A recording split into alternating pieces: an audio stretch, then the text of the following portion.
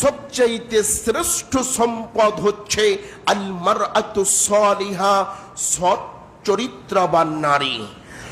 সারা পৃথিবীকে বিক্রি করলে যত মূল্য একজন সৎ চরিত্রবান নারীর সমান হবে না। সৎ চরিত্রবান নারীর মূল্য কত? সমস্ত পৃথিবীতে যা আছে তার চাইতে বেশি। অনুবাদ করে আমি আপনাদেরকে বলার চেষ্টা করছি, এই জন্য প্রত্যেকটা কথাকে মূল্যায়ন করার চেষ্টা করুন।